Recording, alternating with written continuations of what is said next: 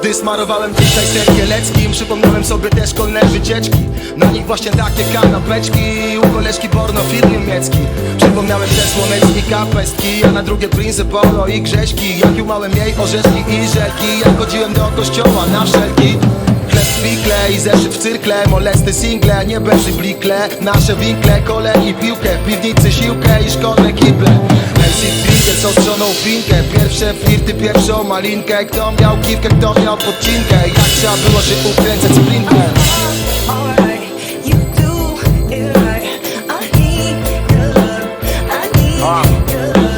Do informacji z pewnych źródeł, to małe miasto, wielcy ludzie.